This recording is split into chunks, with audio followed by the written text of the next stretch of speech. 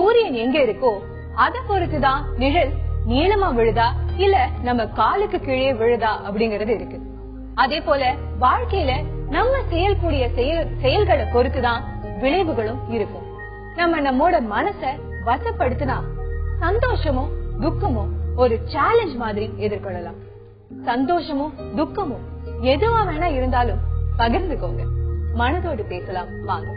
தொடர்பு கொள்ளுங்க 0443042777 0443063299.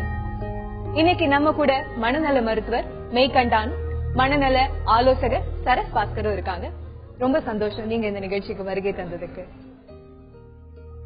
ஷர்மிளா சையத் உம்மதுங்கிற நாவல் எழுதக்கூடிய இலங்கையை சேர்ந்த ஒரு பெண். இவங்க பாலியல் தொழிலுக்கு சட்டப்படி அங்கீகாரம் கொடுக்கணும் அப்படின்னு எழுத இவங்க நாட்டை விட்டே வெளியேற மாதிரியான சிக்கல்கள், இணையதளத்துல இவங்க இருந்து போனதாகவும் பாலியல் வன்முறைகளுக்கு ஆளானதாகவும் செய்திகள் வர இவங்க மன ரீதியா அழுத்தங்களுக்கும் உள்ளாயிருக்காங்க. இந்த சூழல் வெவ்வேறு விதங்கள்ல வெவ்வேறு வடிவங்கள்ல பெண்களுக்கு தொடர்ந்து நேர்ந்துகிட்டு தான் இருக்கு. இதை எப்படி எதிர்கொள்ளணும்?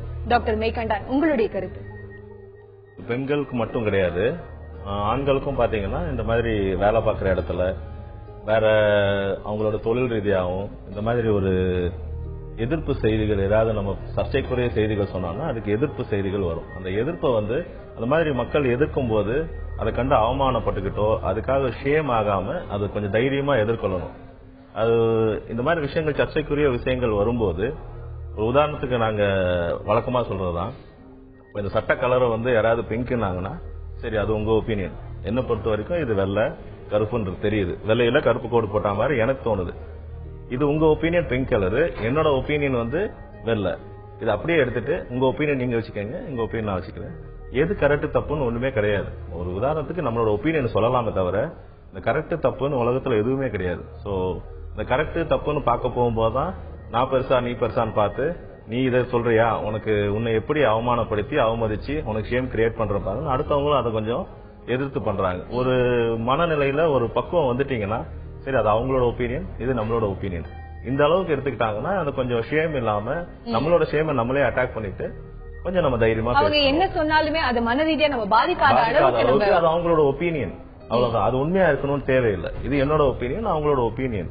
சோ இதே மாதிரி இருந்துச்சுன்னா நமக்கு கொஞ்சம் தைரியமா எல்லா பிரச்சனைகளும் ஹேண்டில் பண்ணலாம். ரொம்ப தெளிவா எக்ஸ்பிளைன் பண்ணிருந்தீங்க, ரொம்ப நன்றி. இப்ப நம்ம கூட தொடர்புல இருக்காங்க சென்னையில இருந்து விசாலம். வணக்கம்மா, நம்ம மனதோடு பேசலாம்ல, என்ன பகிர்ந்துக்க போறீங்க? வணக்கம் மேடம். என் பையனுக்கு ஸ்கிசோஃப்ரீனியா 15 இயர்ஸா இருக்கு. சரிங்க. நான் பிரைவேட்டாவும் கொஞ்ச நாள் காமிச்சேன். ஆனா என்னால மருந்து மாத்திரை வாங்க முடியலங்கிறதுனால இப்ப மென்டல் ஹாஸ்பிட்டல் ஐநாவரத்துல இருந்து வாங்கி நான் அவனுக்கு ட்ரீட்மெண்ட் எல்லாம் கொடுத்துட்டு இருக்கேன். இப்போ என்னன்னா நல்லா தேவையில்ல நல்லா ஆயிடுச்சு. பட் ஆனா இன்னும் அவனுக்கு மனசுல உள் மனசு பேசுறது, அந்த உள் மனசுக்கு ஒரு சமயம் பதில் கொடுக்கறான். அந்த உள் மனசு பேசுறது ஸ்டாப் பண்றதுக்கு என்ன பண்ணலாம்? ஓகே, நம்ம கேட்டு தெரிஞ்சுக்கலாம். சோ டாக்டர், உங்களுடைய ஒபினியன் என்னவா? இந்த உள் மனசு பேசுறதுன்னு சொன்னாங்க. இந்த உள் மனசு பேசுறது ஒரு சிலருக்கு கற்பனையில இந்த மாதிரி ஸ்கிசோஃப்ரெனியா மனச்சிதைவு நோயின்னு சொல்லுவோம். அந்த நோயில இருக்கும்போது அவங்களுக்கு யாரும் இல்லாமயே அவங்க கற்பனையில இப்ப இங்க எல்லாம் உட்கார்ந்துருக்கோம், இங்க யாரும் இல்லாம அவங்களுக்கு கற்பனையில ஒரு குரல் கேட்கும். அந்த உள் மனசுல இருந்து ஒரு சிலர் வர்ற மாதிரி சொல்லுவாங்க, ஒரு சிலர் வெளியே இருந்தே கேக்குதுன்னு சொல்லுவாங்க. அதுக்கு அவங்க பதில் கொடுத்துட்டு இருப்பாங்க. இந்த கற்பனையா அந்த பதில் பேசுறத அவங்க குரல் கேட்கறத ஹாலுசினேஷன் சொல்லுவோம். ஒரு பிரம்ம மாதிரி அவங்களுக்கு தோணும், அதுக்கு பதில் சொல்லிட்டு இருப்பாங்க. இது மனச்சிதைவுல ஒரு முக்கியமான அறிகுறி. இந்த மனச்சிதைவு நோய்கள்லாம் பாத்தீங்கன்னா வருஷக்கணக்கா நம்ம கஷ்டப்பட்டு நம்ம வைத்தியம் பண்ணாலும் ஒரு சிலருக்கு ஒரு சில அறிகுறிகள் கடைசி வரைக்கும் அப்படியே இருக்கு.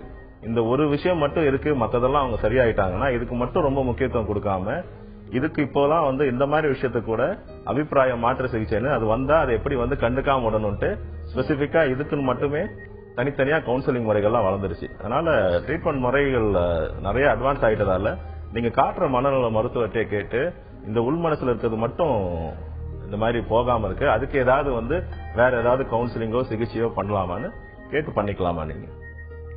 கவுன்சிலிங் முறைகள் வழி இந்த மாதிரி ஸ்கிசோஃப்ரீனியா போன்ற நோய்களுக்கு ஏதாவது தீர்வு இருக்குமா சரஸ்வாஸ்கர்?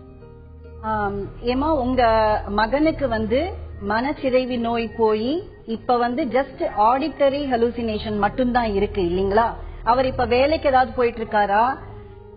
இல்ல, அவர் இப்போ ஹாஸ்பிடல்ல தான் சிகிச்சை எடுத்துட்டு இருக்காரு. எப்போதுமே இந்த ஸ்கிசோஃப்ரீனியா அப்படிங்கும் போது அதுக்கு ரிகவரி அப்படிங்கறத விட ரீஹாபிலிட்டேஷன் வார்த்தை தான் நாங்க நிறைய யூஸ் பண்ணுவோம். ரீஹாபிலிட்டேஷன் கவுன்சிலிங்ல இருக்கிற அந்த நோயும் அந்த பிரச்சனையும் எப்படி எதிர்கொண்டு வாழ்க்கைய அவர் ஓட்ட முடியும் அப்படிங்கறதுக்கு உண்டான கவுன்சிலிங் நிச்சயமா எடுத்துக்கொள்ள முடியும் அவரால.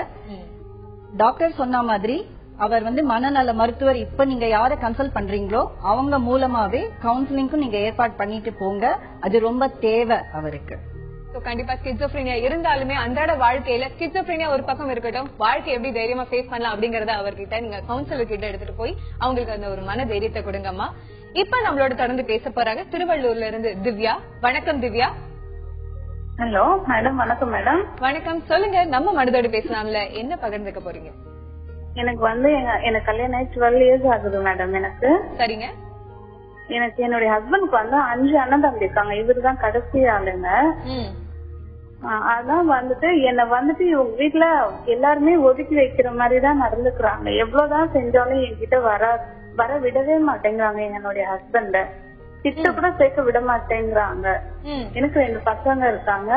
ஆனா இவங்க என்ன ஒரு சர்க்கிளுக்கு வெளியவே வச்சு இவர் அந்த குழியே விடவே மாட்டேங்கிறாங்க. வேண்டாம், அவ வேணான்ற மாதிரி நினைக்கிற மாதிரி அவர்கிட்ட சொல்லிடுறாங்க. சின்ன ஃபங்க்ஷன்னாலும் எனக்கு எப்ப சண்டை தான் மேடம் வருது. எப்ப பார்த்தாலும் சண்டை தான் இருக்கு. எல்லாரும் ஒன்னாதான் இருக்கீங்களாமா? இல்ல, தனித்தனியா தான் இருக்கும். பட் எல்லாம் ஒரே ஏரியாக்குள்ளதான் இருக்கும். பக்கத்துலயே தான் இருக்கும். ஆனா என்னால அதை ஃபேஸ் பண்ணவே முடியல மேடம். என் ஹஸ்பண்ட் என்கிட்ட கொண்டு வரவே முடியல. என்கிட்ட இருக்க வரைக்கும் நல்லாதான் இருக்காரு. ஆனா அந்த பக்கம் போயிட்டாருன்னா இந்த பக்கம் அவங்க வரவே விட மாட்டேங்கிறாங்க. எந்த சூழ்நிலையிலும் வர விட மாட்டேங்கிறாங்க. ஓகே, இப்ப எப்படி உங்க ஹஸ்பண்ட் நீங்க இந்த மாதிரி கஷ்டப்பட்டீங்கன்றத புரிய வைக்கிறது உங்க ஹஸ்பண்டுக்கு அப்படிங்கறது உங்களுக்கு கேள்வியா? எவ்வளவு சொன்னாலும் அவர் ஆனா என் கூட இருக்க வரைக்கும் அவர் நான் கரெக்டா என் பக்கமா தான் இருக்கிறாரு. அவர் வேற எந்த பக்கமும் போக மாட்டேன்றாரு, பேச மாட்டேங்கிறாரு. ஆனா அவங்க கிட்ட நம்ம இப்போ அவங்க போன் பண்ணியோ இல்ல காலையில தூங்கி ஏன் சொன்ன 7 மணிக்கு அவர் ஷெட்டுக்கு போலன்னா 7:05க்கு போன் பண்ணிடுறாங்க. நீ எங்க இருக்க, வீட்டுக்கு இன்னும் வரலையா ஷெட்டுக்கு அப்படின்னு சொல்லிட்டு எங்கயாவது போகணும்னு கிளம்பி போகணும்னா நீ எங்க இருக்க, எதுக்கு போற அப்படின்னு கேக்குறாங்க. எப்படி அவருக்கு எடுத்து சொல்லி புரிய வைக்கலாம் அப்படிங்கறத கேட்டு தெரிஞ்சுக்கலாம். சரஸ் பாஸ்கர், 12 வருஷமா இவங்க போராடிட்டு இருக்காங்க. திவ்யா, நீங்க கூட்டு குடும்பத்துல இல்லனாலும் ரிமோட் கண்ட்ரோல்ல நிறைய பேரு உங்க குடும்பத்தினர் உங்களுடைய லைஃப நீங்க ஹேண்டில் பண்ற மாதிரி நான் புரிஞ்சுக்கிட்டேன். ஒண்ணு நீங்க புரிஞ்சுக்கணும், உங்க கணவர் வெறும் ஒரு கணவர் மட்டும் அல்ல, ஒரு தந்தை மட்டும் அல்ல. அவர் ஒரு தம்பி, ஒரு மகன், ஒரு எம்ப்ளாயர்னு அவர் பல ரோல்கள் எடுத்து பண்ணும்போது அவருடைய நேரங்களை எதுக்கு தேவையோ என்ன பிரையாரிட்டியோ அதுக்கு தகுந்த மாதிரி செலவழிக்க வேண்டிய வேலை வரும்பொழுது உங்களுடன் செலவழிக்கிற நேரம் கொஞ்சம் குறைச்சலா இருக்கலாம். இன்னொன்னு எனக்கு தோன்றது, அது தவறா சரியான்னு தெரியல, அவர் வீட்டுக்கு கடைசி பிள்ளைனால அவரை இன்னும் ஒரு சின்ன பிள்ளை மாதிரி பாவிக்கும் போது சின்ன பிள்ளையோட மனைவியும் அவளையும் இன்னும் சின்ன பிள்ளைத்தனமாவே பார்க்கும்போது உங்களுக்கு இருக்கிற பொறுப்பும் உங்களுக்கு இருக்கிற திறமையும் உங்களுக்கு இருக்கிற ஒரு கமிட்மெண்ட்டும் அவங்களுக்கு தெரியாமையும் இருக்கலாம். நீங்க முயற்சியை கைவிடாதீங்க. நீங்க செய்ய வேண்டிய உங்களுடைய பொறுப்புகளை ஒரு மனைவியா, ஒரு மருமகளா, ஒரு தாயா நீங்க செஞ்சிட்டு இருக்கும் போது அதனுடைய பலன் நீங்க நிச்சயம் 12 வருஷம் இல்ல 15 வருஷத்துக்குள்ளயாவது நீங்க அவங்க கண்டுபிடிச்சிருவாங்க, புரிஞ்சிருவாங்க. பொறுமை வேணும், சகிப்புத்தன்மை வேணும். அம்மா ரொம்ப சரியா சொல்லுங்க, பொறுமை அண்ட் சகிப்புத்தன்மை அப்படின்னுட்டு. இப்போ பெண்களுக்கு எவ்வளவுதான் பொறுமை இருந்தாலும் ஒரு குடும்ப சூழல் அப்படின்னும் பொழுது புதுசா ஒரு குடும்பத்துக்குள்ள போகும்பொழுதே எவ்வளவோ பேர்கள் புதுசா ஆட் ஆவாங்க. அந்த குடும்பத்துல எல்லாரையும் சகிச்சுக்கிட்டு போகணும். ஒரு சில பேருக்கு அந்த சகிப்புத்தன்மை இருக்கும், ஒரு சில பேருக்கு அந்த அடாப்டபிலிட்டின்னு சொல்லக்கூடியது இருக்காது அவ்வளவு சீக்கிரமா.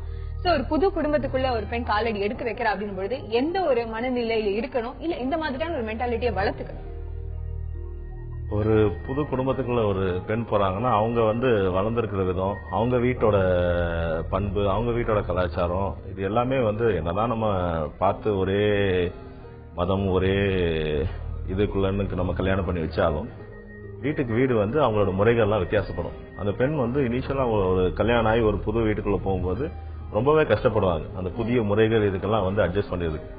அவங்க சகிப்புத்தன்மை எப்படி இருக்கு இல்லைன்றதெல்லாம் வந்து அந்த கணவன் அரவணைச்சு அவங்களுக்கு கொஞ்சம் டைம் கொடுக்கறதெல்லாம் இருக்கு.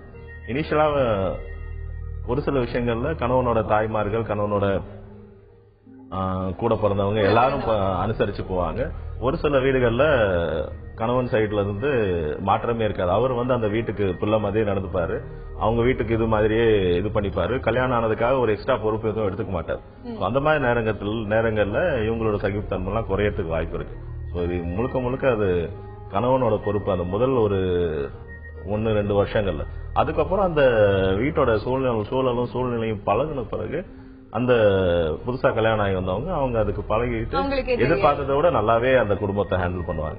ஓகே, மொத்தம் முதல் வருஷம் ஹஸ்பண்டோட டியூட்டி சொல்லிட்டாரு. சரஸ் பாஸ்கர், உங்களுடைய கருத்து? இதை நான் எப்படி பாக்குறேன்னா, ஒரு மரம் வந்து ஒரு 25 வருஷமா ஒரே இடத்துல அதை வளர்ந்து அதுக்கு தண்ணி விட்டு அதுக்கு வேண்டிய நியூட்ரிஷன் கொடுத்து அதை வளர்த்துட்டு அந்த மரத்தை எடுத்து இன்னொரு இடத்துல நம்ம போய் நடும்போது அந்த இடத்துல அது வந்து வெர்டிகலி அண்ட் ஹரிசான்டலி வளரணும்னா அதுக்கு நல்ல சூழ்நிலை தேவை.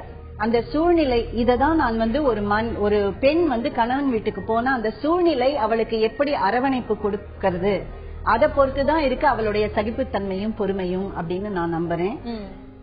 டாக்டர் மெய்கொண்டான் சொன்ன மாதிரி கணவர் வந்து இவங்களுடைய தன் குடும்பத்தினுடைய அங்கத்தினருடைய பர்சனாலிட்டி, அவங்களுடைய வீக்னஸ், அவங்களுடைய ஸ்ட்ரென்த் அதெல்லாம் பெண்ணுக்கு சொல்லி அதை பகிர்ந்துக்கும் போது ஒரு நாலேஜும் உங்களுக்கு இம்ப்ரூவ் ஆகுது. பெண்ணிலிருந்து கோபால். வணக்கம் கோபால். வணக்கம் மேடம். சொல்லுங்க கோபால், என்ன பகிர்ந்துக்க போறீங்க? நம்ம மனதோடு பேசலாம்ல. மேடம், என்னுடைய மனைவி வந்து 2000 என்னுடைய 2வது ஸ்டாண்டர்ட் பிறந்து ஒரு 3 மாசத்துல வந்துட்டு அவங்களுக்கு மனநோய் வந்தது. சரிங்க. அது மனநோய் தெரியாம நான் ஒரு 6 மாசம் ஸ்பெண்ட் பண்ணி வேற எதுக்கும் நானா பணம் பண்ணிட்டு அதுக்கப்புறம் மனநோயான்னு தெரிஞ்சு நான் ஆஸ்பத்திரி போய் ட்ரீட்மெண்ட் எடுக்க ஆரம்பிச்சேன். அவங்க இப்ப ரெகுலரா மாத்திரை போட்டு நார்மலா இருக்காங்க மேடம். நார்மலா இருக்கும்போது கூட இப்போ இடையில வந்துட்டு அவங்களுக்கு சுகர் இருக்கு, டிபி இருக்கு மேடம். அது இருக்கும்போது வந்து இப்ப திடீர்னு அவங்களுக்கு நல்ல மாத்திரைலாம் கரெக்டா போடும்போது கூட அவங்க ரொம்ப திடீர்னு அவங்களாம் உளறாங்க, ரொம்ப அன்கண்டிஷனா இருக்கிறாங்க, ரொம்ப இதுவா இருக்காங்க மேடம். அது எதனால? இது ஒரு கேள்வி. இன்னொரு கேள்வி மேடம், இது வந்து இப்போ எனக்கு இப்ப இடையில வந்து அவங்க ரிலேஷன்ல அவங்க அம்மாவுக்கு வந்துட்டு அவங்க தானா பேசிக்கிறத இருந்தது. எனக்கு மனநோய்ங்கிறதெல்லாம் தெரியாது. அது இல்லாம இப்போ ஒரு அவங்க ரொம்ப நல்லா இருந்தாங்க, டிரைவரா இருந்தாரு, குடும்பத்தை அவ்வளவு அழகா பார்த்திருந்தாரு. அவரு இத பார்த்த உடனே எனக்கு என்ன பயம் அப்படின்னு கேட்கிறேன், டாக்டர் யாருக்காவது இது மாதிரி பாதிப்பு வந்துருமா, இதனால அதுக்கு நான் என்ன முன்னெச்சரிக்கையா இருக்கணும் மேடம்? ரொம்ப சரியான கேள்விகள் கேட்டிருந்தீங்க. ஒரு பொறுப்பான ஹஸ்பண்டா. சோ இவங்களுக்கு உங்களுடைய பதில் டாக்டர்? அவர் கேட்ட முதல் கேள்வி வந்து மனநோய்க்கு எல்லாம் வைத்தியம் எடுத்து நல்ல விஷயம் என்னன்னா அதுல எல்லாம் நல்லா இருக்காங்க, இன்னும் ஒரு சில விஷயங்கள் நல்லா ஆகலன்னாரு. கொஞ்சம் அடிக்கடி டென்ஷன் ஆயிடுறாங்க, கோவப்படுறாங்கன்னாரு. இதுல அதே மனநல மருத்துவத்தை காட்டிக்கலாம். இதுல அவங்க என்ன வந்து இதுல விசாரிச்சு தெரியணும்னா, நோய் வேற குணம் வேற. மனநோயின்னு வரும்போது குணமும் மனசுலதான் இருக்கு, நோயும் மனசுலதான் இருக்குன்னு போது இந்த ரெண்டுத்துக்கும் வித்தியாசம் கண்டுபிடிக்கிறது வந்து அது அனுபவம் மிக்க மருத்துவர்கள், மனநல மருத்துவர்களும் இல்ல மனநல ஆலோசகர்களும் மட்டும்தான் முடியும். அதனால வந்து நம்ம மக்கள், பாமர மக்கள் என்ன பண்ணிடுவாங்கன்னா, என்னைக்காவது ஒரு நாள் சாதாரணமா வேலை தாங்க முடியாம டென்ஷன் ஆகி கோவப்பட்டா கூட இது நோயினாலதான் கோவப்படுறான்ற மாதிரியும் அதை கொஞ்சம் இவர் அதை எப்படி எடுத்துக்கிறாருன்னு தெரியல. அதனால அதே மருத்துவத்தை கேட்டு நோய் எது குணம் எதுன்னு வித்தியாசப்படுத்திட்டா ஈஸியா இருக்கு. இந்த நோய் குணம் வந்து மக்களுக்கு புரியுற மாதிரி சொல்லணும்னா, இப்போ ஒருத்தர் சுகர்னு என்கிட்ட வராருன்னா, டயபெட்டிஸ்னு வராருன்னா, சர்க்கரை வியாதி நோய்க்கு வந்து நான் ஒரு டாக்டர் அதே மாதிரி அந்த எல்லா பேஷண்ட்டுக்கும் சொல்ற மாதிரி அவருக்கு உழுந்து பாக்குறதுல ஒரு பேஷண்ட் ஏன்னு ஒருத்தர் வராரு, பின்னு வராரு. ஏக்கும் அதே மாதிரி நான் உழுந்து பாத்திருப்பேன், பிக்கும் உழுந்து பாத்திருப்பேன். இந்த ஏக்கும் பிக்கும் இருக்கிற ஒரே நோய் டயபெட்டிஸ். ஏ வந்து நான் சொல்ற மாத்திரைகள்லாம் எடுத்துக்கிட்டு எக்ஸசைஸ் பண்ணிக்கிட்டு இன்சுலின் போட்டுக்கிட்டு சுகரை பீக்கா கண்ட்ரோல்ல வச்சுக்கிட்டு ப்ராப்பரா இருப்பாரு. பி வந்து சார் மாம்பழ சீசன் வந்துச்சு சார், 1 கிலோ உள்ள விட்டுட்டேன் அதனால வந்து அப்படின்ட்டு இந்த மாதிரி சுகர் ஜாஸ்தி ஆகி அட்மிட் அடிக்கடி ஆவாரு, இன்சுலின் போட்டுக்க மாட்டாரு, வாக்கிங் போசனா போக மாட்டாரு. அடிப்படையில் அவங்க எப்படி அப்படிங்கறது அந்த அடிப்படை அந்த இது வந்து இப்போ இந்த வியாதினா ஈஸி, சக்கரை வியாதினா சக்கரை வியாதியில படப்பட போறோம், சுகர் ஏறி அவங்க அட்மிட் ஆகிறாங்க, புரிஞ்சுக்கலாம், பிளட் டெஸ்ட் பண்ணி இது பண்ணிடலாம். இப்போ நோயில வர்ற குணத்துக்கும் இதுவும் வந்து கண்டுபிடிக்கிறதுக்கு அவங்களோட உட்கார்ந்து அதை இன்டர்வியூ பண்ணி அவங்களோட மனநிலையை புரிஞ்சுக்கிற தன்மை இருக்கிற ஒரு அனுபவம் மிக்க மருத்துவராலேயோ ஆலோசகராலேயோ தான் முடியுமே தவிர இந்த குணமா நோயானு இவர் கொஞ்சம் குழந்தை கேட்கிற மாதிரி எனக்கு தெரியுது. இப்ப அவர் கேட்ட 2வது கேள்வி, உங்களுடைய மகளுக்கும் வரக்கூடிய வாய்ப்பு இருக்கா?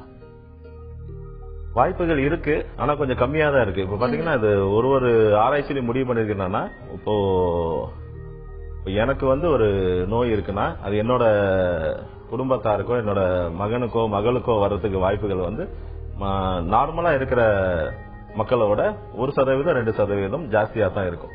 ஏன்னா வந்து மனநலம் வந்து முழுக்க வந்து வெறும் நம்ம சுற்றுச்சூழலையோ நம்ம வளர்ப்பு விதத்திலயோ மட்டும் தீர்மானிக்கப்படல. உள்ள இருக்கிற அந்த ஜீன்ஸ் டிஎன்ஏன்னு வாங்க, அந்த மரபணுக்களாலையும் அது வந்து நிர்ணயிக்கப்படுது. அதனால வந்து ஒரு சில விஷயம் இருக்க கொஞ்சம் ஜாஸ்தியாக வரதுக்கு வாய்ப்பு இருக்கே தவிர, ஆனா அதுக்காக பயந்துகிட்டு அவங்க வரும்ன்றதுக்காக இது பண்ணிட்டு இருக்க வேண்டியது இல்ல. ஜெனரல் பாப்புலேஷன்ல ஒரு 1000 பேர் இருக்காங்கன்னா அதுல ஒருத்தருக்கு மனநோய் வருதுன்னா, இதே மாதிரி அவங்க நான் இப்போ ஒரு 100 குழந்தை பெற்றுக்கிட்டா அதுல 2 குழந்தைக்கு இருக்கலாம்ன்ற மாதிரி ஒரு ரொம்ப மைனர் ரிஸ்க் தவிர, இதையே எண்ணி இதை நான் இருக்குன்னு சொல்லி அவங்க மன வருத்தப்படக்கூடாது. சகஜமா எல்லா குழந்தைங்களோட அவனும் தாராளமா வளரலாம், வாய்ப்புகள் கம்மியா தான் இருக்கு. ஒன்னும் பயப்பட வேண்டிய அவசியம் இல்ல. இப்ப தொடர்புல இருக்காங்க சென்னையில இருந்து உமா. வணக்கம் உமா. வணக்கம் மேடம். வணக்கம், சொல்லுங்க உமா, என்ன பகிர்ந்துக்க போறீங்க? எனக்கு வந்து நைட் தூங்கும் போதும் ரொம்ப நல்லா கனவு வந்துட்டு மேடம். ஸ்டார்டிங்ல இல்ல, எழுந்திருக்கும் போதும் பாத்தீங்கன்னா ரொம்ப கனவு, லைக் சீரியல் மாதிரியோ இல்ல நானே வந்து அங்க இருந்து ஏதோ பாக்குற மாதிரியோ செய்யற மாதிரியோ அந்த மாதிரியான ஒரு தூக்கம். அதுக்கப்புறமா எழுந்திரிச்சதுக்கு அப்புறம் தூக்கமே எனக்கு அந்த அளவுக்கு போதாதது போல ஒரு ஃபீலிங் இருக்கு. அதுக்கப்புறம் இதுக்கு முன்னாடி ஒரு 2 years பிஃபோர் வந்து நான் ஜியோட்டன் சொல்ற ஒரு டேப்லெட் சாப்பிட்டேன். வீட்டுல வந்து ஒரே எனக்கு கல்யாணம் ஆயிட்டு குழந்தை கன்சீவ் ஆகாததுனால எங்க ஹஸ்பண்டோட ஃபேமிலி சைட்ல கொஞ்சம் ப்ரெஷர் கொடுத்ததுனால ரொம்ப ஹைப்பர், எனக்கு தைராய்டும் இருக்கு, அதனால ஒரு டென்ஷன் ஆயிட்டேன் நான். அப்போ எனக்கு ஜியோட்ன்ற டேப்லெட் கொடுத்தாங்க. அது ஒரு 6 months 3 months சாப்பிட்டுட்டு நிறுத்தியாச்சு. அதனால இருக்குமா? இப்போ நான் வந்து பிசிஓடி ப்ராப்ளம்னால இப்போ ரெஸ்ட்ல தான் இருக்கேன். தனிமையில இருக்கிறதுனாலயா எதனால அப்படின்னு எனக்கு புரியல டாக்டர். இந்த கனவு தொல்லை வந்து ரொம்ப எனக்கு தூக்கமே சுத்தமாவே இல்லாத மாதிரி இருக்கு. இதுக்கு முன்னாடி அந்த மாதிரி இருந்தது, அந்த டேப்லெட் சாப்பிட்டு விட்டுட்டதுனாலயா இல்ல அந்த டேப்லெட்டை இனியும் தொடரணுமா?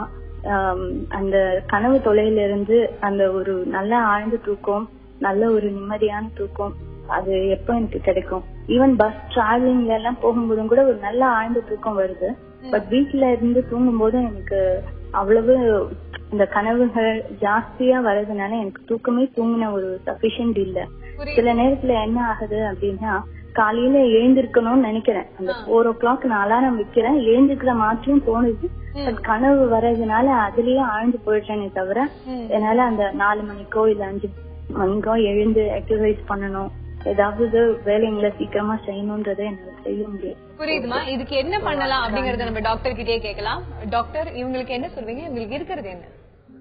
இவங்க சொன்னதை வச்சு பார்க்கும்போது இவங்களுக்கு கனவுகள் வந்து திரும்ப திரும்ப வருதுன்றாங்க. தூங்கும் போது கனவுகள் வர்றது வந்து ரொம்ப இயற்கையான விஷயம், இயல்பான விஷயம். இதுக்கு இவங்களோட அபிப்பிராயம் என்னன்னு பாத்தீங்கன்னா, கனவு வந்துருச்சுனாலே வந்து என் தூக்கம் நல்லா இல்லைன்னு இவங்க நம்புற மாதிரி தெரியுது. பட் அதை சொல்றதுக்கு வந்து இன்னும் நான் அவங்க கிட்ட நிறைய பேச வேண்டியது இருக்கும். பட் அந்த மாதிரி இருந்துச்சுன்னா அவங்க அந்த அபிப்பிராயத்தை மாத்திக்கிறதுக்கு முயற்சி பண்ணணும். ஆழ்ந்த தூக்கத்துக்கு போகும்போதுதான் கனவுகள் வரும். கனவுகள் வர்றது நல்லது. கனவுகள் வந்தா நீங்க ஆழ்ந்த தூக்கத்துக்கு போறீங்கன்னு அர்த்தம். இதையும் மீறி கனவுகள் வந்து ரொம்ப கொடுமையா ஒரு ஹாரர் மூவி பார்த்தா மாதிரி உங்களுக்கு அப்படியே நீங்க நடுவுல கத்தி எந்திக்கிற அளவுக்கு திரும்ப திரும்ப ஒரே கனவு வருது, உங்களுக்கு ரொம்ப தொந்தரவு பண்ணுது. அந்த கனவுகள் வந்து நடுவுல தூக்கத்துல எந்திரிச்சு உட்கார்றதுனால, தூக்கம் டிஸ்டர்ப் ஆகிறதுனால நீங்க அடுத்த நாள் உங்களோட வேலைகள்லாம் பாதிக்கப்படுதுன்னா அப்ப மட்டும் ஒரு ஸ்லீப் ஸ்பெஷலிஸ்ட கன்சிடர் பண்ணலாம். இப்போ ரொம்ப அட்வான்ஸ் ஆனதால சைக்காட்ரிலே வந்து ஸ்லீப் ஸ்பெஷலிஸ்ட் எல்லாம் தனியா இருக்காங்க. நரம்பியல் டாக்டர்ஸ்லயும் ஸ்லீப் ஸ்பெஷலிஸ்ட் ஸ்லீப் மட்டும் பாக்குறவங்க இருக்காங்க. அவங்க என்ன பண்ணுவாங்கன்னா, தூங்கும் போதே வந்து அந்த பிரெயின்ல வந்து பிரெயினோட எலக்ட்ரிக்கல் ஆக்டிவிட்டி சொல்லுவோம், பிரெயின்ல கரண்ட் எப்படி போகுதுன்னு ஒரு ஒயர்லாம் மாட்டி டெஸ்ட் பண்ணி அதுக்கேற்ற மாதிரி வைத்தியங்களும் முறைகளும் கொடுக்கலாம் அவங்களுக்கு. அண்ட் அந்த மாத்திரைகளால வந்திருக்கலாம். பட் இவங்களுக்கு என்னன்றது அவங்க ஒரு ஸ்லீப் ஸ்பெஷலிஸ்ட் பாத்துக்கிறது நல்லது. ஓகே, கண்டிப்பா. சோ கனவு வருது அப்படின்னாலே வந்து ஒரு ஆழ்ந்த தூக்கத்துல இருக்காங்க அப்படின்னு தான் அர்த்தமா? சோ அது வந்து எதனால அவங்களுக்கு வந்து ஒரு தூக்கமின்மை அப்படிங்கிற மாதிரியான ஒரு ஃபீல் வருது, டயர்டாவே இருக்கிற மாதிரி அவங்க ஃபீல் பண்றாங்க? இல்ல, அவங்க ஏற்கனவே வந்து பாத்தீங்கன்னா தூக்கமின்மையா இருந்து அதுக்காக மருந்து மாத்திரைகள்லாம் எடுத்திருக்காங்க. தூக்கமின்மையா இருந்து நம்ம மருந்து மாத்திரை எல்லாம் எடுத்திருக்கிறோம்ன்றது அந்த ஒரு பாசிட்டிவே வந்து நம்ம குணமாயிட்டோமா இல்லையான்ற சந்தேகம் இருக்கும். இதெல்லாம் ஒவ்வொருத்தருக்கும் அவங்கவுங்க எடுத்துக்கிற விதத்தை பொறுத்து. அது ஒண்ணு. இன்னொன்னு வந்து தூக்கம் இல்லாம கஷ்டப்பட்டதுனால நம்மளுக்கு திரும்ப அந்த தூக்கம் இல்லாம கஷ்டப்பட்டுருவோமா? பிளஸ் மாத்திரையை நிறுத்தினதுக்கு அப்புறம் வழக்கமா எங்களோட பேஷண்ட்ஸ் வர்றவங்க நிறைய பேர்கிட்ட பார்த்திருக்கோம், மற்ற டாக்டர்ஸும் பார்த்திருப்பாங்க. மாத்திரை நிறுத்தினதுக்கு அப்புறமும் மாத்திரை நிறுத்திட்டோமே தூக்கம் வராதோன்ற பயம் இருக்கு. அந்த ஆங்ஸைட்டி இருக்கா இல்லையான்றது வந்து இந்த பதட்டம் இருக்கான்னு அவங்களுக்கு ஒரு மனநல மருத்துவரை பார்த்து அதை கொஞ்சம் தெரிஞ்சுக்கிட்டு, அப்படி பதட்டத்தினால இருந்துச்சுன்னா அது சரி பண்ணிடலாம். ஓகே, இப்ப நம்மளோட தொடர்புல இருக்காங்க அபிமன்யு திருவாரூர்ல இருந்து. வணக்கம் அபிமன்யு. வணக்கம் மேடம். சொல்லுங்க அபிமன்யு, என்ன பகிர்ந்துக்க போறீங்க? மேடம் எனக்கு இப்ப எக்ஸாம்லாம் வருது மேடம். சரிங்க. அதுல ஆனா என்னால கான்சன்ட்ரேஷன் பண்ண முடியல மேடம். ஏன், என்னாச்சு? நான் வந்து ஒரு வருஷமா ஒரு லவ் அஃபேர்ல இருந்தேன் மேடம். என்னது சொல்லுங்க, தெளிவா கேட்கல, மறுபடியும் சொல்லுங்க அபிமன்யு. ஒரு வருஷமா லவ் பண்ணி இருந்தேன் மேடம் ஒரு பொண்ணு. சரிங்க. ஆனா வந்து எங்களோட ரிலீஜன் அது மாறுறதுனால நாங்க வந்து 2 பேரும் பேசி திரும்பிட்டோம் மேடம். சரிங்க. இப்ப அந்த நினைப்பாவே இருக்கு, படிப்புல கவனம் செலுத்த முடியலையா உங்களுக்கு? ஆமா மேடம், இப்ப என்னோட 3 இயர்ஸ் கோர்ஸ் கம்ப்ளீட் ஆகுது மேடம். அதனால என்னால அவங்க திருப்பி மறக்க முடியல மேடம். அப்படிங்களா? சரி, ஓகே. படிப்புல கான்சென்ட்ரேஷன் வரணும். அந்த ஒரு வருஷத்துக்கான அந்த ரிலேஷன்ஷிப்பை எப்படி மறக்கலாம் அப்படிங்கறத நம்ம டாக்டர் கிட்ட கேட்டு தெரிஞ்சுக்கலாம். சோ சரஸ், நீங்க சொல்லுங்க இவங்களுக்கு. சரஸ் பாத்து. அபிமன்யு, நீங்க வந்து மியூச்சுவலா டிசைட் பண்ணி பிரிஞ்சீங்களா, இல்ல ஒன் ஆஃப் த டூ வந்து இது நமக்கு சரிப்படாதுன்னு சொல்லிட்டு விலகிட்டீங்களா? இல்ல 2 பேருமே மேடம், 2 பேருமே செட் ஆகாதுன்னு சொல்லிட்டு தான் மேடம் தெரிஞ்சோம். அபிமன்யு, நீங்க 2 பேருமே ரொம்ப ஒரு அறிவுபூர்வமாவும் ஆர்க்கப்பூர்வமாவும் எடுத்த முடிவா இருக்கிறதுனால அதனுடைய தாக்கம், வருத்தம், ஏமாற்றம் எல்லாம் உங்க மனசுல அழுத்தமா இருக்கிறதுனாலதான் அந்த சோகத்திலேருந்து வெளிவர முடியாம உங்களுக்கு மற்ற விஷயங்கள்ல கவனம் செலுத்த முடியாம இருக்குது. நீங்க வந்து கம்பார்ட்மெண்டலைஸ் பண்ண கத்துக்கணும். அதாவது இப்ப வந்து இந்த காதல்ல தோல்வி அடைஞ்சதுனால அதனுடைய தாக்கங்கள் வந்து மற்ற role Abhimanyu is taking as a son, as a student, அந்த ரோல் எல்லாம் அது வந்து சீப் ஆச்சுனாக்கா டெஃபினட்டா அஃபெக்ட் ஆகும். ஆனா இத பத்தி நீங்க உங்களுடைய குடும்பத்தினர் யாராவது நல்லா உங்களை புரிஞ்சுக்கிறவங்க கிட்ட பேசலாம், நல்ல தோழர் தோழிகள் கிட்ட பேசலாம். உங்களுடைய மனசுல இருக்கிற அந்த வருத்தங்களை கொட்டும் போது பாட்டில்ல பண்ணி உள்ள வச்சுக்கும் போதுதான் அதனுடைய தாக்கம் உங்களோட கவனச்சிதறல் வருது. இல்லாட்டா மனநல ஆலோசகர்கிட்ட போய் இதை நாங்க கிரீஃப் கவுன்சிலிங் சொல்லுவோம். How to get over a loss of a loving relationship. அதுல இருந்து வெளியில வந்து எப்படி உங்களுடைய மற்ற செயல்கள்ல நீங்க ஈடுபாடு எடுத்து பண்ண முடியுங்கிறதுக்கு கவுன்சிலிங் மூலமா நிச்சயம் இதுக்கு ஒரு தீர்வு காண முடியும். அபிமன்யுக்கு வாழ்க்கையில இனிமே நிறைய நல்ல விஷயங்கள் நடக்க போகுது. அதுல கான்சென்ட்ரேட் பண்ணுங்க, எக்ஸாம்ஸ்லயும் கான்சென்ட்ரேட் பண்ணுங்க. ரொம்ப நல்லா மார்க்ஸ் வாங்குவீங்க. All the very best. So தொடர்ந்து இதை பத்தி எல்லாம் பேசும்பொழுது உடல் ரீதியா இருக்கக்கூடிய பிரச்சனைகள் கண்டிப்பா மனசுல அஃபெக்ட் பண்ணும் இல்லையா? இப்ப குண்டா இருக்கிறவங்க, ஒபீஸா இருக்கவங்க பல்வேறு காரணங்களால இருக்கலாம். அவங்களுக்கு ஏதாவது நோய் இருக்கலாம், அதனால குண்டா இருக்கலாம். இந்த மாதிரி குண்டா இருக்கவங்களுக்கு மனசுல எந்த மாதிரியான ஒரு தாக்கங்கள் ஏற்படும் மத்தவங்க கமெண்ட்ஸ் பாஸ் பண்ணும்பொழுது, இல்ல அதை அவங்க எப்படி ஹேண்டில் பண்ணணும்? டாக்டர், உங்களுடைய கருத்து. பாத்தீங்கன்னா இயற்கையாவே இயல்பாவே வந்து எல்லாரும் முன்னாடி நம்ம நல்லா இருக்கணும், நம்ம நல்லா ட்ரெஸ் பண்ணிக்கணும், நம்ம நல்லா இருக்கேன்னு எல்லாரும் சொல்லணும்ன்றது எல்லாரோட ஆசை. அது எல்லாருக்குமே மனசுல இருக்கும். அது வந்து அந்த செல்ஃப் ஐடென்டிட்டின்னு வாங்க, நம்ம நல்லா தெரியணும், நம்ம அழகா தெரியணும், நம்ம எல்லாருக்கும் பாக்குறாம இருக்கணும்ன்ற எண்ணம் எல்லாருக்குமே இயற்கையாவே இருக்கும். அது ரொம்ப இயற்கையான விஷயம். ஒரு சிலர் வந்து இதுக்கு ரொம்ப முக்கியத்துவம் கொடுப்பாங்க, ஒரு சிலர் வந்து பரவாயில்ல take it easy, let go, இப்ப குண்டா இருந்தா என்ன, ஐ டோன்ட் கேர்னு விட்டுருவாங்க. சோ அவங்களோட இந்த ஐ டோன்ட் கேர்னு ஈஸியா விட முடியாதவங்க, பிளஸ் அவங்க அந்த பர்சனல் அப்பியரன்ஸ்க்கு ரொம்ப முக்கியத்துவம் கொடுக்கறவங்க இந்த குண்டா இருக்கிறத நினைச்சு அதுக்கு வந்து ஒரு சில ஸ்டெப்ஸ் எல்லாம் இருக்கு. இப்போ எக்ஸசைஸ் பண்ணலாம். இத பத்தி நம்ம தொடர்ந்து பேசுவோம் டாக்டர். இப்போ ஒரு காலர் தொடர்புல இருக்காங்க, அந்த காலர் கிட்ட பேசலாம். ராமநாதபுரத்துல இருந்து நிஷா. வணக்கம் நிஷா. வணக்கம் மேம். சொல்லுங்க, மனதோடு பேசலாம்ல, என்ன பகிர்ந்துக்க போறீங்கம்மா? எனக்கு ஏஜ் 16 ஆகுது. சரிங்க. நான் 8th முடிச்சுட்டு ஸ்டாப் பண்ணிட்டு 3 வருஷம் வீட்டுல இருக்கேன். சரிங்க. என்ன படிக்க போக முடியல. எதனால முதல்ல படிப்பு நிறுத்தினீங்க 8ஆம் கிளாஸோட, அது தெரியுமா? என்னமா? எதனால முதல்ல படிப்பு நிறுத்த வேண்டிய ஒரு சூழ்நிலை வந்ததுமா? நான் நல்லாதான் போய்கிட்டு இருந்தேன். திடீர்னு ஒரு விஷயத்தை பார்த்து பயந்துட்டேன். அதுல இருந்து என்ன போக முடியல. ஓகே, நீங்களாதான் ஸ்கூலுக்கு போறதை நிறுத்திட்டீங்களா? ஆமா. சரிங்க. அது எனக்கு ரொம்ப பிரச்சனையா இருக்கு. வீட்டுல எல்லாரும் போட்டு திட்டுறாங்க பண்றாங்க. எனக்கு ரொம்ப கஷ்டமா இருக்கு. செத்து நம்ம கூட வருது. அப்படிலாம் சொல்லாதீங்கம்மா. இப்பதான் உங்களுக்கு பாருங்க 16 வயசுதான் ஆகுதுன்னு நீங்களே சொல்றீங்க. வாழ்க்கையில எவ்வளவு விஷயங்கள் நீங்க இன்னும் பார்க்க போறீங்க. இப்ப நம்ம இதுக்கு மேல என்ன செய்யலாம்? வாழ்க்கையில படிப்பு இல்ல அப்படின்னா உங்களுக்கு வேற என்னென்ன ஆப்ஷன்ஸ் இருக்கு, எப்படி ஹேண்டில் பண்ணலாம், உங்க வாழ்க்கை எப்படி சந்தோஷமா எடுத்துட்டு போலாம், நம்ம சரஸ் பாஸ்கர் கிட்ட கேட்கலாம்.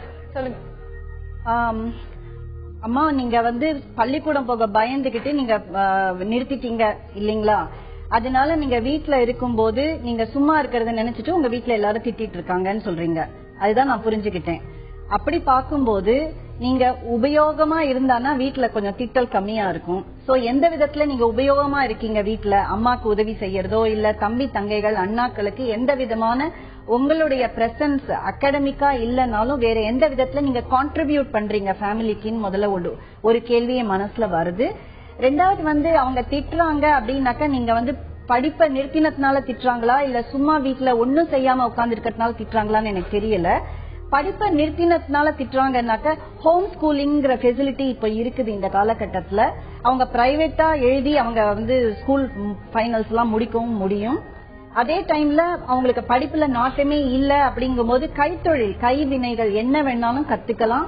அது வெளியில போயும் கத்துக்கலாம். அவங்களோட இன்ட்ரெஸ்ட் உங்களோட இன்ட்ரெஸ்ட்மா தையல் இருக்கலாம், குரோஷே இருக்கலாம், ஸ்வெட்டர், ஹேண்டிகிராஃப்ட் என்ன வேணாலும் நீங்க கத்துக்கிட்டு நீங்க உங்களுக்குன்னு ஒரு தொழில் நீங்க செய்யும் போது நீங்களும் உபயோகமா ஃபீல் பண்ணுவீங்க. உங்க குடும்பத்தினரும் உங்களோட பிரசன்ஸ ஒரு யூஸ்ஃபுல்லா ஃபீல் பண்ணும்போது திட்டுவது தன்னால குறைஞ்சிருமா? சென்னையில இருந்து சங்கர். வணக்கம் சங்கர். வணக்கம் மேடம், நான் இங்க தாம்பரத்துல இருந்து பேசுறேன். சொல்லுங்க. என்னுடைய கண்ணு தான் சொல்லுங்க. தெளிவா கேக்குது சங்கர் நீங்க பேசுறது. என்ன பிரச்சனையா இருந்தாலும் சொல்லுங்க.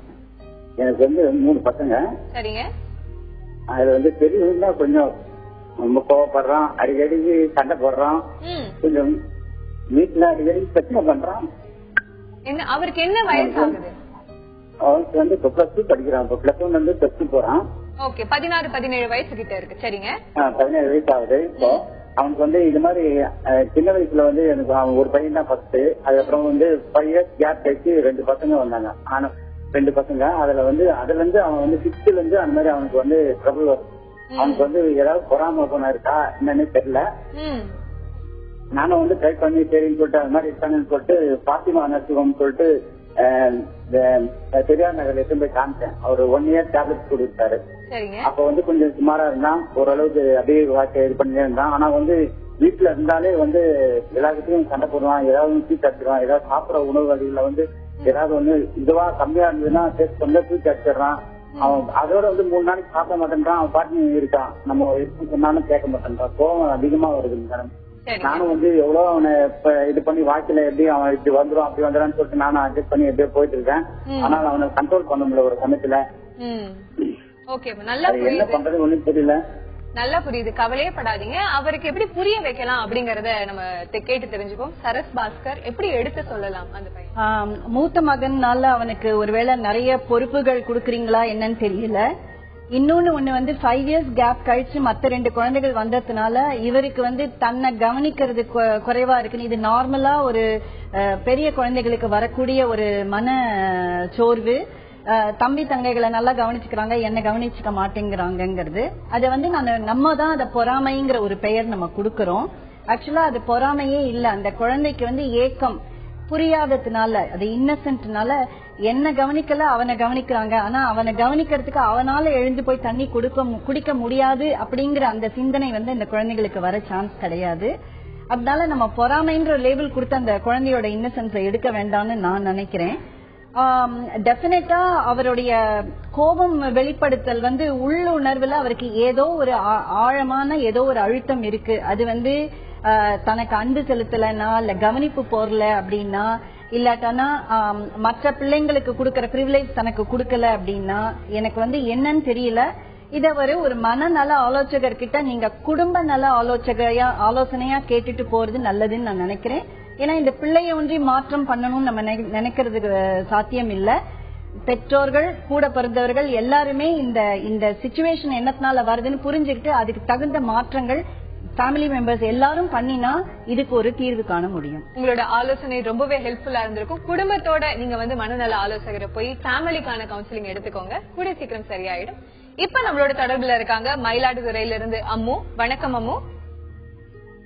வணக்கம் மேடம். சொல்லுங்க. நான் என் ஃப்ரெண்டு சொல்லுங்க. நான் என் ஃப்ரெண்டுக்காக கேட்கணும். அவங்க வீட்ல என்ன ப்ராப்ளம்னா, ஒரு பையன் வந்து கொஞ்சம் மைண்ட் சரியில்லாம இருக்காங்க.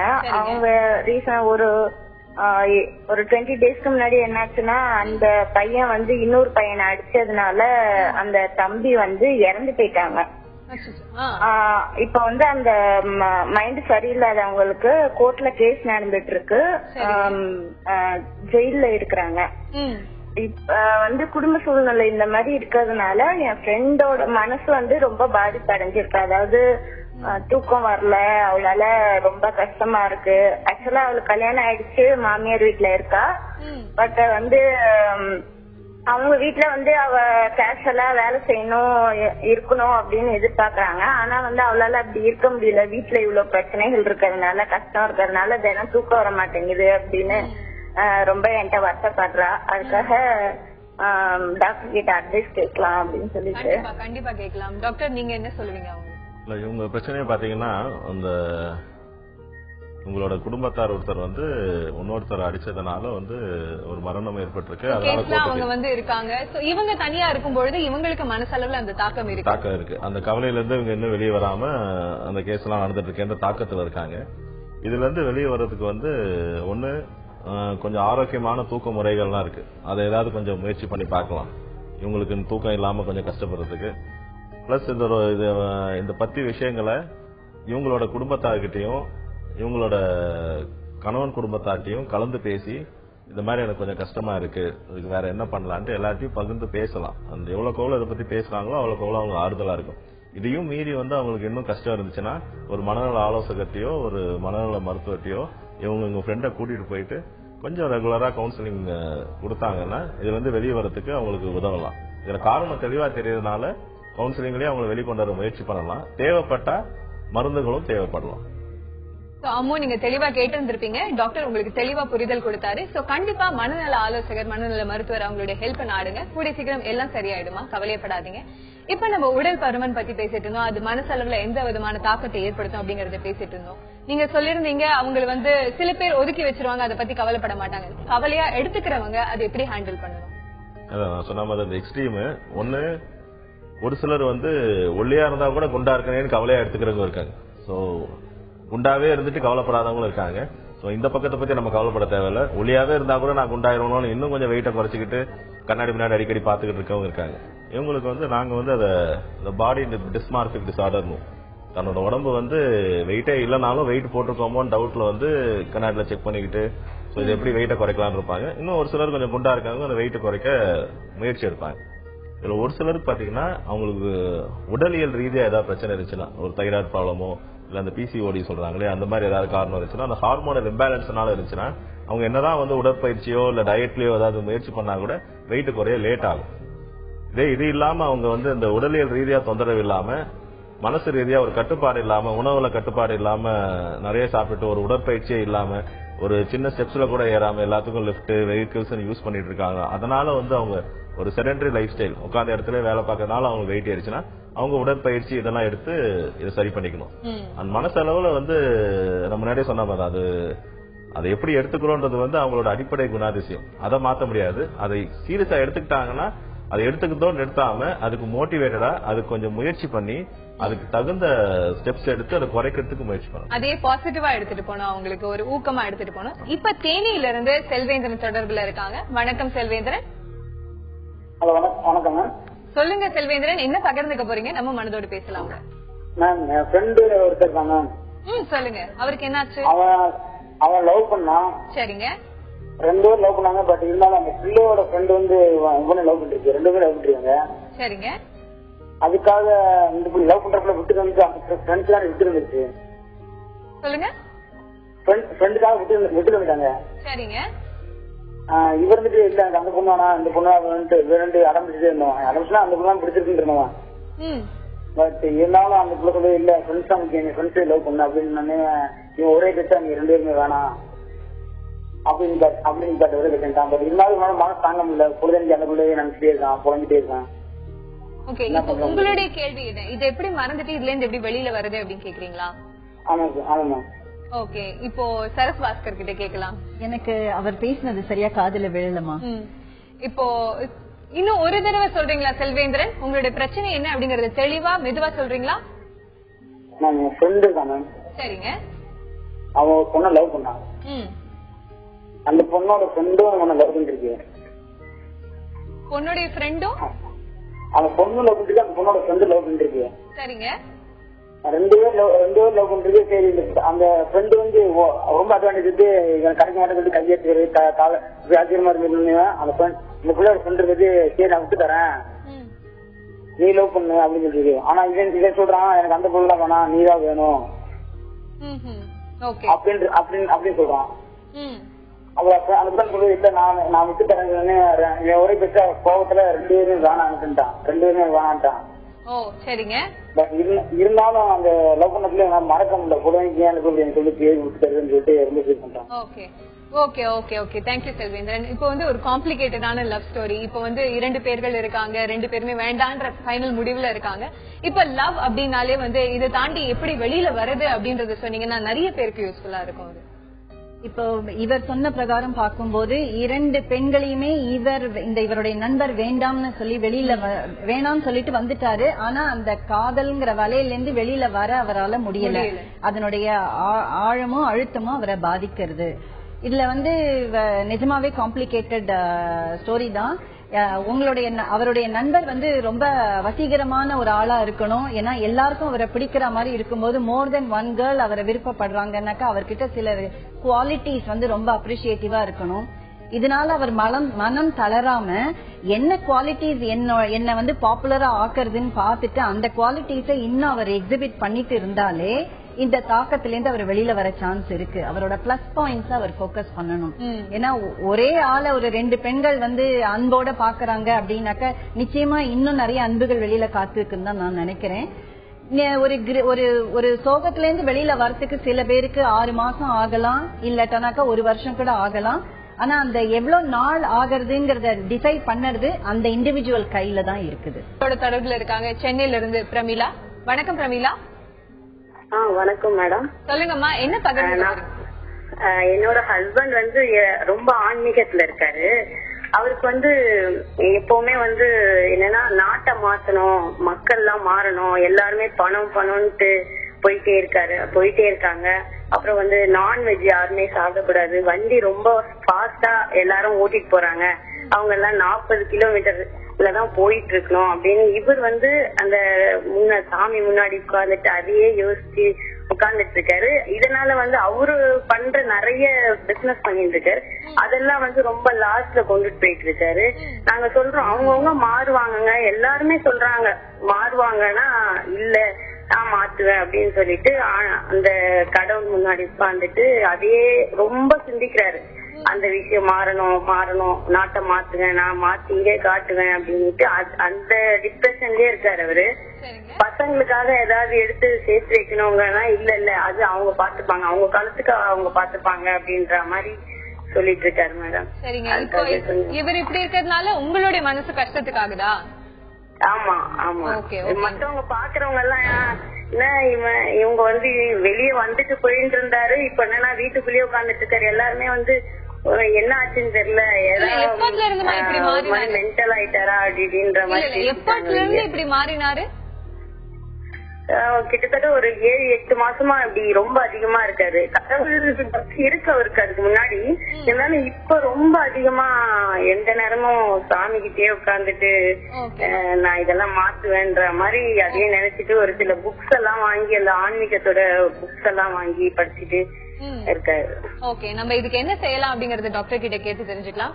டாக்டர் மேக்கண்ணன், இவங்களுக்கு உங்களுடைய அட்வைஸ். இவங்க கணவருக்கு பாத்தீங்கன்னா நாங்க சொல்றது வந்து இவங்க சொன்ன விதத்தை வச்சு பார்க்கும்போது அவரோட குணம் தான் பிரதிபலிக்குது.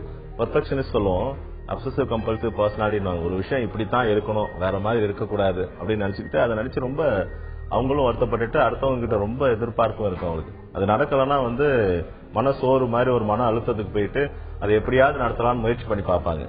யூஸ்வலா ஒரு சில ஸ்டெப்ஸ் எடுத்து பார்ப்பாங்க. அப்படியும் இந்த சமூகம் மாறலன்னா இந்த மாதிரி தனக்குள்ள இருக்க கவலைகளை அவங்க கடவுளை நம்புறாங்கன்னா அவங்க கிட்ட போய் திரும்ப சொல்றது, பூஜை நிறைய பண்றது, இதெல்லாம் பண்ணுவாங்க. இதுல இந்த பர்சனாலிட்டிக்கும் இதுவே மாதிரி ஒரு வியாதி இருக்கு, ஓசிடின்னு சொல்லுவோம், அப்சசிவ் கம்பல்சிவ் டிசார்டர்னு. அது வந்து எண்ணம் செயல் சுழற்சின்னுவாங்க. அவருக்கு அந்த நம்பிக்கை இருக்கா இல்லையான்னு தெரியல. இந்த மாதிரி நான் கடவுள்கிட்ட கேட்டா சொசைட்டி மாறிடும் அவர் நம்புறாருன்னா இதை நம்பிட்டு இது ஒரு மேஜிக்கல் திங்கிங் மாதிரி. இவர் கடவுள் கும்பிட்னாலும் நம்ம சமூகம் மாற போறது இல்லை. நம்ம சமூகம் இருக்கிற ஒவ்வொரு இண்டிவிஜுவலும் ஒவ்வொரு தனி மனிதனும் அவன் யோசிச்சு மாறணும், அவன் பண்ற தப்புகள் எல்லாம் நிறுத்தி. சோ இந்த எண்ணத்தோட அவர் வந்து சாமி கும்பிட்றாருன்னா அது எண்ணம் செயல் சுழற்சி நோயினும். பதட்டத்துல அந்த எல்லாரும் மாறணும், நான் இப்படி சாமி கும்பிட்டாதான் அதெல்லாம் சரியாகும்னு அவர் ரிலீஜியனே வந்து ஒரு கம்பல்ஷனா ஃபாலோ பண்ற மாதிரி இருக்கு. எதுவுமே வந்து அளவுக்கு மிஞ்சினா அமிர்தம் நஞ்சு சொல்லுவாங்க இல்லையா, சாமி கும்பிடலாம். அதுவே வந்து ஒரு கட்டாயம். இவர் டெஃபினட்டா வந்து ஒரு அசஸ்மெண்ட்டுக்கு வந்து இவங்க மனநல மருத்துவத்தை கூட்டிட்டு போயிட்டு குண விஷயம் மட்டும் இருந்துச்சுன்னா ஒரு மனநல ஆலோசகர்கிட்ட அந்த குணத்தை அடிப்படை குணம் மாறினாலும் இவர் பெர்ஃபெக்டா இருந்துட்டு போகலாம். முன்னாடி சொன்ன மாதிரி இவரோட ஒப்பீனியன் இவரே வச்சுக்கலாம். அடுத்தவங்க போறாங்கன்னா அதை வந்து லெட் கோ சொல்லுவோம். அதை கொஞ்சம் ஈஸியா எடுத்துட்டு சரி அவன் பண்றான், அது அவன் இது என்னால அதை பண்ண முடியாது அப்படின்ட்டு கொஞ்சம் பிரிச்சு பார்த்துட்டு இவரோட கொள்கைக்கு ஏத்தா மாதிரி இருக்கிறவங்களோட ஃப்ரெண்ட்ஸ் வச்சுக்கிட்டு மத்தவங்க கிட்ட இருந்து வேலைக்கு இவர் வேலைகளை பார்க்கலாம். இது குணமா இருந்துச்சுன்னா, ஒரு வியாதின்னு அந்த இதுல தெரிய வந்துச்சுன்னா அந்த ஓசிடிக்கு வந்து மருந்துகள் இருக்கு, அதுக்கும் தனியா வந்து அந்த அபிப்பிராயம் மாத்துறதுக்கு எல்லாம் சிகிச்சைகள் இருக்கு. இவங்க சிகிச்சை எடுத்துக்க வேண்டியது கட்டாயம். இப்ப நம்மளோட தொடர்புல இருக்காங்க சென்னையில இருந்து ஆர்த்தி. வணக்கம் ஆர்த்தி. ஆர்த்தி தொடர்புல இருக்கீங்களா? இருக்கேன். சொல்லுங்க ஆர்த்தி, நம்ம மனதோட பேசலாம்ல, என்ன பகிர்ந்துக்க போறீங்கம்மா? 2013 எனக்கு மேரேஜ் ஆச்சு. சரிங்க. அப்புறம் ஒரு 6 months எனக்கு வயசு நல்லா போயிட்டு இருந்தது. அதுக்கப்புறம் நான் வந்து என்னோட மதர் இன் லா வீட்டுலதான் இருந்தேன். அவங்க என்னோட ஹஸ்பண்டோட சிஸ்டர்ஸ் 2 பேர் இருக்காங்க. அவங்களுக்கு வந்து அங்க வந்துட்டு நான் இருக்கிறதுனால அவங்களுக்கு எரிஞ்சலா இருந்தது. என்னாச்சுங்க உங்களுக்கு? நான் அவங்க வீட்டுல இருக்கிறதால அவங்க சிஸ்டர்ஸ்க்கு இருக்கிறதுக்கு கஷ்டமா இருந்தது. சரிங்க. சோ அதனால என்ன பண்ணாங்க, என் மேல ஏதோ தப்பா சொல்லிட்டாங்க. என் மேல தப்பா, அதாவது என்ன எட்டி ஒடிக்கிறா, என்ன திட்டுறா, என்ன இடிச்சிட்டு போறா, அப்படி ஏதோ அவங்களே என் குழந்தைய தள்ளி விடுறா அப்படின்னு சொல்லிட்டு அவங்களே என்ன ஏதோ சொல்லி அவங்க மாமியார் மாமனார் எல்லார்கிட்டயும் சொல்லி என்னை வீட்டை விட்டு அனுப்பிட்டாங்க. இப்போ நான் வெளியில வந்துட்டேன். இப்போ 2 months இருக்கேன். நான் எங்க அம்மா வீட்டுல வந்து எங்க ஹஸ்பண்ட் விட்டுட்டாங்க. பட் எங்க ஹஸ்பண்ட்க்கு எல்லாமே தெரியும், உண்மை என்னன்றது நான் பண்ணலன்றது தெரியும் ஹஸ்பண்ட் மட்டும். பட் அவங்க வீட்டுல இருக்க மத்த எல்லாருமே என்னைய தப்பு சொல்லி என் மைண்ட் ஃபுல்லா டிஸ்டர்ப் ஆயிடுச்சு. இப்போ நான் சும்மா லைட்டா அவங்கள பத்தி வேற ஏதாவது ஒரு விஷயம் கேட்டாலும் எனக்கு ரொம்ப டென்ஷன் ஆகுது.